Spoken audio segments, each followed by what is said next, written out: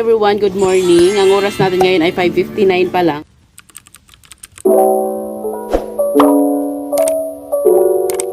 So, ngayon guys, ay graduation ng pamangkin ko. Pero yung nanay niya pumunta doon, hindi na ako sumama.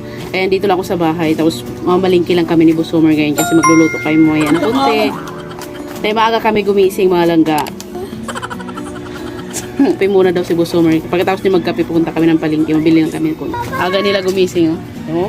Kaalis lang ng kapatid ko at ng pamangkin ko. So yung call time nila 6 pa lang ngayon. So dapat nandoon na sila ng mga 7:30 siguro. Kaso traffic kasi malayo pa kami, Quezon City pa kami. UP pa yung pupuntahan nila, kaya sabi ko maaga sila pumunta para mayroon pang oras para mag doon kung anong gagawin. Sa looban lang yun ng UP mga langga, yung kanilang venue. So samahan nyo kami ngayong araw na aming mga ganap-ganap dito sa aming tindahan at sa aming live. Itong mga bigas mga langga kasi hindi pa siya. So dito ayos ko na to, kaya kunin ko din itong mga kailangan ko itong kunin, hindi hassle. So iniiba ko mga langga yung mga tigbili 5 piso dito, kaya sila hindi hassle kasi pare-pareho yung tsura ng ng barya, kaya iniiba ko siya. Namin galing sa palengke mga langga, so bumili ako nito, durog na paminta. Ako na yung yan, kita nyo ba? Parang madilim, no? Langga, o ganito yung ginagawa ko.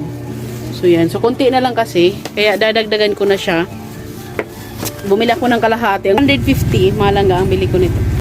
So andito na, bibili din si Busomer ng itlog.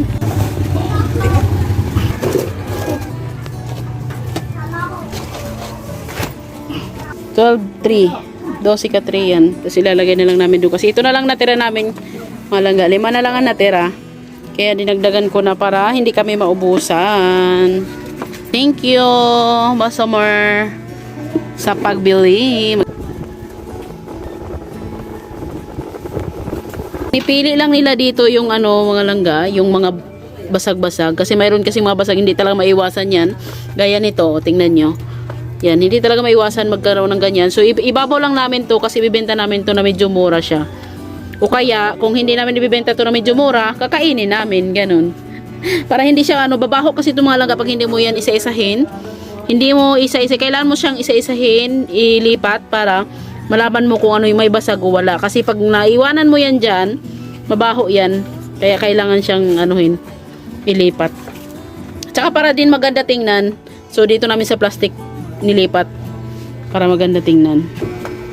Ang itlog, 9 pesos ang isa, tapos 250 yung wholesale.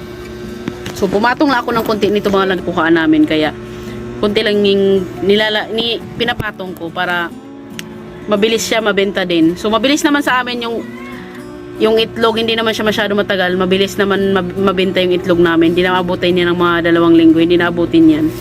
So ubos na din agad yan. Kaya gusto ko kasi mas mabilis, mas maganda, 'di ba? Para hindi masira yung itlog kasi alam niyo naman yung itlog, mabilis talaga masira yan lalo na pag tag-init. Kasi mainitan lang yan, mabilis masira yan, kaya kailangan pas mabilisan. So kailangan mura lang yung benta. So XL naman yan mga langga.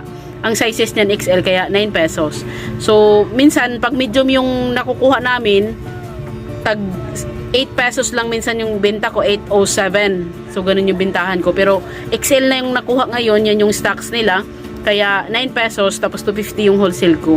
Yun yung bintahan ko dyan mga langga. Bumili ng 7 liters ng Wilkins kasi mabenta na sa amin yan ngayon mga langga dahil mayroon na naman akong baby milk. So may mga baby milk na naman ako, kaya bumili si Busomer nito kaya mabenta na naman. Ilan binili mo? 5? Yan. 5 ang binili niya. Alis muna kami. Pupunta kaming Caloocan ng Malangga. Ang oras natin ngayon ay 10:49. So wala pa sila Ate Jolan sa graduation, di pa sila nakauwi. So mamaya pa sila mga alauna siguro kasi siyempre mabiyahe pa sila galing ng UP. So kami aalis muna kami, punta muna kami ng Caloocan pag kaming agenda for today. Let's go! Helmet muna tayo.